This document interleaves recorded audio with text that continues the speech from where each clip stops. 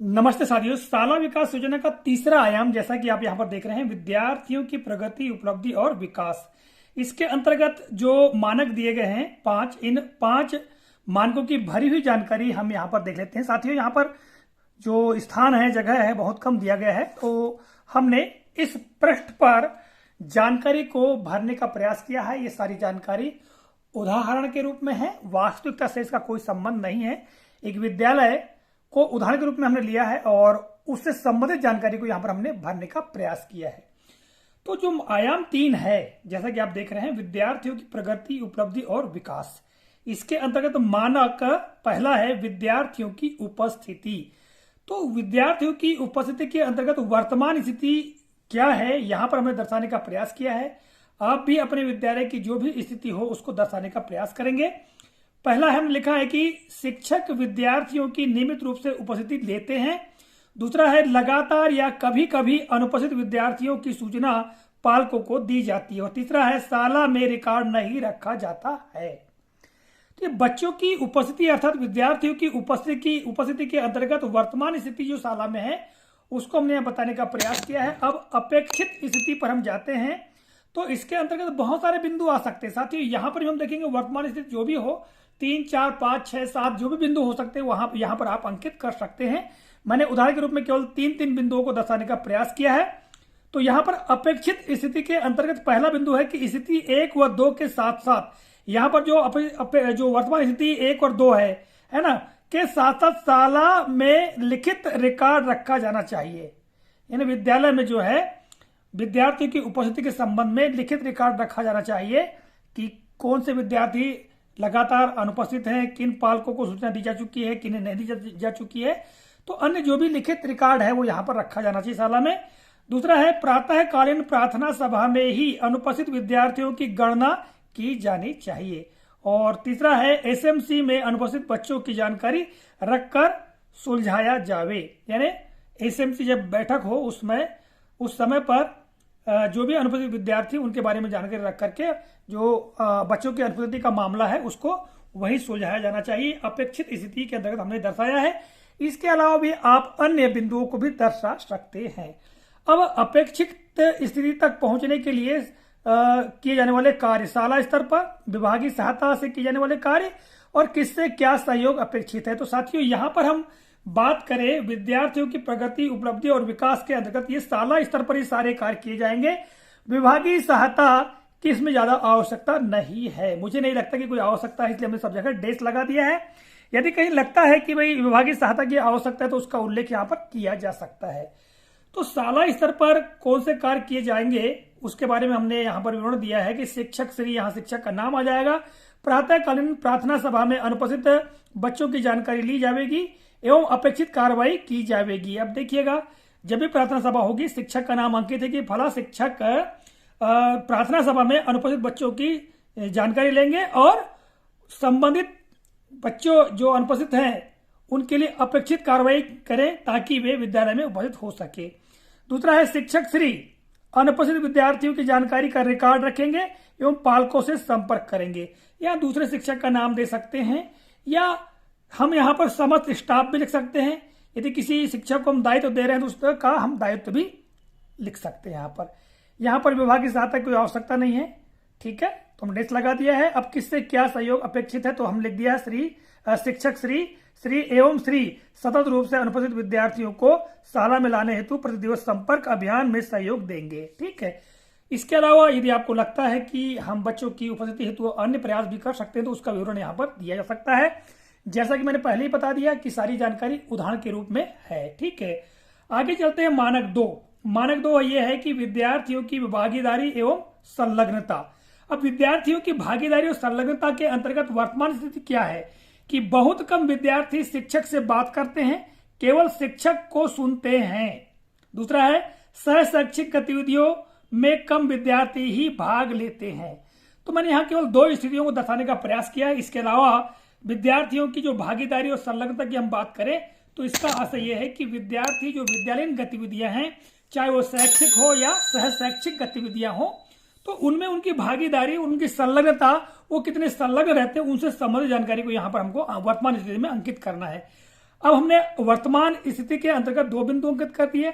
अब अपेक्षित स्थिति के अंतर्गत क्या होना चाहिए, अर्थात विद्यार्थियों की भागीदारी एवं संलग्नता किस प्रकार की होनी चाहिए, उसका विवरण यहां पर हम दे सकते हैं। ये हमने देने का प्रयास किया है।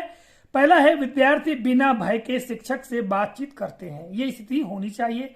दूसरा है, सह शैक्षिक गतिविधियों में विद्यार्थी यानी सभी की सहभागिता निभाते हैं, सभी विद्यार्थी अपनी सहभागिता निभाते हैं। तीसरा है, प्रतिभाशाली विद्यार्थियों का रिकॉर्ड रखकर प्रोत्साहित किया जाता है। जिस भी विधा में, जिस भी क्षेत्र में कोई प्रतिभाशाली विद्यार्थी, चाहे खेल में हो, चाहे गायन में हो, ठीक है, किसी भी फील्ड में हो, तो उसको प्रोत्साहित किया जाता है। तो ये अपेक्षित स्थिति है। इसके अलावा अन्य और भी स्थितियां लिखी जा सकती हैं, ऐसा नहीं कि केवल 2-3 स्थितियां ही हम लिख सके, ठीक है। तो ये हो गए अपेक्षित स्थिति। अब इस स्थिति तक पहुंचने के लिए जो कार्य किए जाएंगे, तो शाला स्तर पर क्या किया जाएगा उसका विवरण हमने यहाँ पर दिया है कि शाला के सभी शिक्षक विद्यार्थियों को अपनी बात रखने का मौका देंगे। विद्यालय में जितने भी शिक्षक हैं, सभी शिक्षक अपने अपनी कक्षा में, अपने अपने कालखंड में विद्यार्थियों को अपनी बात रखने का भरपूर मौका देंगे और उनको अपनी बात रखने के लिए प्रोत्साहित भी करेंगे। ये हमने यहाँ पर विवरण दिया है। दूसरा है, विद्यार्थियों को सह शैक्षिक गतिविधियों में शामिल होने हेतु प्रोत्साहित किया जाएगा। जो विद्यालयीन सह शैक्षिक गतिविधियां चलती हैं, ठीक है, जैसा कि हमारे कोर्स में भी है, तो उनके लिए प्रोत्साहित किया जाएगा। और तीसरा हमने लिखा है, प्रतिभाशाली बच्चों का रिकॉर्ड रखा जाएगा। तो ये शाला स्तर पर कार्य किया जाएगा। यहाँ पर हमने विभागीय सहायता से संबंधित जो जानकारी उसको हमने डेस्क कर दिया, क्योंकि विभागीय सहायता की इसमें कोई आवश्यकता नहीं है, क्योंकि सारे कार्य विद्यालय स्तर पर ही होंगे। अगला क्या है, किससे क्या सहयोग अपेक्षित है, तो शाला के सभी शिक्षक विद्यार्थियों की भागीदारी एवं संलग्नता हेतु अपनी कर्मठता सुनिश्चित करेंगे। ठीक है, ये हमने दे दिया है। शाला के सभी शिक्षकों की जिम्मेदारी होगी कि विद्यार्थियों की भागीदारी एवं संलग्नता हो। तीसरा आयाम क्या है कि विद्यार्थियों की प्रगति। अब इसमें वर्तमान स्थिति यहां पर देख लीजिए। पहला है कि शाला में शासन के निर्देशानुसार या निर्देशों के अनुसार विद्यार्थियों के सीखने का रिकॉर्ड जैसे पोर्टफोलियो, वार्षिक परीक्षा फल पंजी, मूल्यांकन पत्रक रखे जाते हैं। ठीक है, तो विद्यार्थियों की प्रगति के अंतर्गत भी विद्यार्थी कितने प्रगति कर रहे हैं, कितने आगे बढ़ रहे हैं, तो उनका रिकॉर्ड क्या विद्यालय स्तर पर है या नहीं है, तो उसकी वर्तमान स्थिति के बारे में हमने यहां पर दर्शा दिया। अब अपेक्षित स्थिति क्या है उसके बारे में यहां पर देख लें कि स्थिति 1 के साथ साथ, यानी स्थिति 1 में क्या है, शाला में शासन के निर्देशानुसार विद्यार्थियों के सीखने का रिकॉर्ड रखा जाता है, जैसे पोर्टफोलियो, वार्षिक परीक्षाफल पंजी, मूल्यांकन पंजी या मूल्यांकन पत्रक आदि। तो इसके साथ साथ और क्या होना चाहिए, यहां पर हमने वर्णन किया है कि शैक्षिक एवं सह शैक्षिक गतिविधियों का लिखित रिकॉर्ड रखना। और दूसरा है, बच्चे यदि पिछड़ रहे हैं तो शिक्षक अपनी शिक्षा पद्धतियों का मूल्यांकन कर बदलते हैं। यदि विद्यार्थी की जो प्रगति पिछड़ रही है, यदि बच्चा पिछड़ रहा है, अवधारणाओं को सीख नहीं पा रहा है, तब शिक्षक अपनी स्वयं की शिक्षा पद्धतियों का मूल्यांकन करेंगे और मूल्यांकन करके अपनी जो पढ़ाने की जो विधा है उसमें प्रदान करेंगे। तो ये हमने अपेक्षित स्थिति के अंतर्गत दे दिया है। अब शाला स्तर पर कौन से कार्य किए जाएंगे उसका विवरण यहां पर आएगा कि प्रत्येक कक्षा अनुसार प्रत्येक विद्यार्थी के सीखने का रिकॉर्ड तैयार किया जाएगा। ठीक है, अगला है, प्रत्येक कक्षा शिक्षक बच्चों के सीखने के स्तर का पता लगाकर उसी अनुरूप अध्यापन कराया जाएगा एवं शिक्षण विधियों को बदला जाएगा यदि आवश्यक हो तो। यानी कोई शिक्षक अपने तरीके से पढ़ा रहा है मान लो, और बच्चे नहीं सीख रहे हैं, तो फिर उनको अपनी शिक्षा जो पद्धति है, शिक्षण या सिखाने की जो कला है, उसमें बदलाव करना पड़ेगा। विभाग की कोई सहायता की आवश्यकता नहीं है, या हम चाहे मान लो तो अतिरिक्त प्रशिक्षण की आवश्यकता है। यदि मान लो भाई बच्चे पिछड़ रहे हैं, यदि शिक्षक पढ़ा रहा है, इसके बाद भी यदि बच्चे नहीं सीख पा रहे हैं, तो कहीं ना कहीं शिक्षक में कमी है, तो शिक्षक को प्रशिक्षण की आवश्यकता है। तो उसका विवरण यहाँ पर हम दे सकते हैं कि विभागीय सहायता की आवश्यकता इस प्रकार होगी। ठीक है, या हम लिख सकते हैं शिक्षक प्रशिक्षण की आवश्यकता, या अंग्रेजी या गणित विषय में शिक्षक प्रशिक्षण की आवश्यकता। फिर किससे क्या सहयोग अपेक्षित है के अंतर्गत लिख दिया हमने, शाला के सभी शिक्षक बच्चों के सीखने का रिकॉर्ड रखेंगे। यानी जो कक्षा शिक्षक है, सभी जो शिक्षक है या विषय जो शिक्षक है, वो अपने अपने बच्चों यानी अपने अपने विद्यार्थियों के विषय में सीखने का रिकॉर्ड रखेंगे। संस्था प्रमुख श्री, यानी उनका नाम रहेगा संस्था प्रमुख का, संस्था के लिए रिकॉर्ड हेतु सामग्री प्रदान करेंगे। यानी रिकॉर्ड रखने के लिए मान लो सामग्री नहीं है, क्योंकि मैंने एक विद्यालय को यहाँ पर उदाहरण के रूप में लिया है, तो हमने यहाँ पर ये जानकारी अंकित कर दी है। यदि यहाँ प्रशिक्षण की आवश्यकता है तो हम यहाँ अब जो वरिष्ठ अधिकारीगण हैं उनका उल्लेख दे सकते हैं कि बीआरसीसी या एपीसी डीपीसी महोदय की जानकारी हम अंकित करा सकते हैं, प्रशिक्षण का आयोजन कराएंगे। ठीक है, तो ये हुआ तुम्हारा जो मानक क्रमांक 3 है। मानक 4 की हम बात करें, ठीक है, आयाम 3 के अंतर्गत तो विद्यार्थियों का व्यक्तिगत और सामाजिक विकास, यहां पर आप देख रहे हैं विद्यार्थियों का व्यक्तिगत और सामाजिक विकास। तो इसके अंतर्गत जो वर्तमान स्थिति है उसको मैंने दर्शाया है कि विद्यार्थी व्यक्तिगत रूप से राष्ट्रीयता, सहिष्णुता, पर्यावरण संवेदनशीलता क्या होती है नहीं जानते हैं। ठीक है, दूसरा बिंदु है साला में होने वाली प्रार्थना सभा में साथ ही राष्ट्रीय पर्वों में बच्चों की सहभागिता होती है। देखिए, हमने तो यहां पर दर्शा दिया कि विद्यार्थी वाकई हम विद्यालयों में देखें तो विद्यार्थीगण जो है व्यक्तिगत रूप से राष्ट्रीयता क्या होती है, सहिष्णुता क्या होती है, पर्यावरण के प्रति संवेदनशीलता क्या होती है, इसके बारे में नहीं जानते हैं। तो हमने ये अंकित कर दिया। और जो साला में होने वाली प्रार्थना सभा है या जो राष्ट्रीय पर्व हमारे गांधी जयंती है, स्वतंत्रता दिवस, गणतंत्र दिवस, जो राष्ट्रीय पर्व है कहना चाहिए, ठीक है, या बाल दिवस वगैरह, तो इनमें बच्चों की सहभागिता होती हमने यहाँ पर दे दिया है। अब अपेक्षित स्थिति क्या है उसको हमने यहाँ पर दर्शाने का प्रयास किया है। क्या है अपेक्षित स्थिति? कि बच्चों में विविध कौशलों का विकास जैसे सृजनात्मकता, निर्णय लेने का विकास, ठीक है, ये होगा। ठीक है, ये मतलब लाना आवश्यक है। दूसरा बिंदु है बच्चों के व्यक्तिगत व सामाजिक विकास हेतु कहानियों, नैतिक वीडियो दिखाते हैं, अच्छा व्यवहार करते हैं। ये अपेक्षित स्थिति है। साथियों, जैसा कि मैंने पहले कहा कि मैंने यहाँ पर केवल 2 बिंदु दर्शाया है। आप विद्यार्थियों का व्यक्तिगत और सामाजिक विकास के लिए और भी बहुत सारे बिंदु दे सकते हैं। यदि आप देखते हैं कि बच्चों के अंदर ये जो विशेषता है वो नहीं है या ये होना चाहिए, तो उसका विवरण यहाँ पर दे सकते हैं। मैंने केवल उदाहरण के रूप में यहाँ पर 2 बिंदु देने का प्रयास किया है। आगे है साला, जो अपेक्षित स्थिति जो है इस तक पहुंचने के लिए साला स्तर पर क्या किया जाएगा, इसके अंतर्गत भी मैंने बिंदु दिए हैं। प्रति दिवस प्रार्थना सभा में राष्ट्रीयता, पर्यावरण संवेदनशीलता की भावना परिचित कराएंगे, यानी भावना से परिचित कराएंगे। दूसरा है बच्चों से वैसा ही व्यवहार करना जैसा शिक्षक अपने लिए चाहते हैं। तो ये अपेक्षित स्थिति है। विभागीय स्तर पर कोई आवश्यकता नहीं है।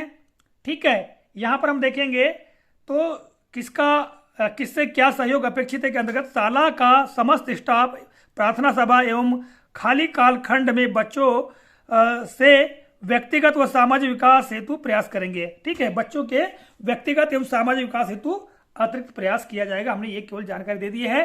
तो ये 4 मानकों की जानकारी मैंने यहां पर दी और सभी जानकारी उदाहरण के रूप में है। इनमें और भी बिंदुओं को जोड़े जाने की आवश्यकता है। अंतिम जो मानक है, पिछले प्रश्न पर हम देख लेते हैं। ये अंतिम मानक हमने यहां पर दिया है कि विद्यार्थियों की उपलब्धि। अब इस विद्यार्थियों की उपलब्धि के अंतर्गत जो वर्तमान स्थिति है, वर्तमान स्थिति के बारे में हमने अनुरोध दिया है कि साला में केवल 20 से 25% बच्चे ए ग्रेड में आते हैं। ई ग्रेड के बच्चों की संख्या 30% है। बाकी बच्चों की अगर मान लो बात करें तो B grade, C grade, D grade में ज्यादातर बच्चे आ रहे हैं। ठीक है, ए ग्रेड में केवल 20 से 25% और ई ग्रेड में 30%। तो ये वर्तमान स्थिति है। जबकि अपेक्षित स्थिति क्या होनी चाहिए? प्रत्येक कक्षा में 50 से 80% बच्चे ए ग्रेड में आते हैं।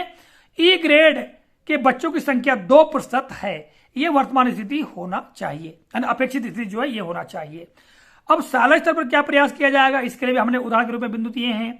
बच्चों के उपलब्धि स्तर को बढ़ाने हेतु सतत अध्यापन व मूल्यांकन आवश्यक होगा।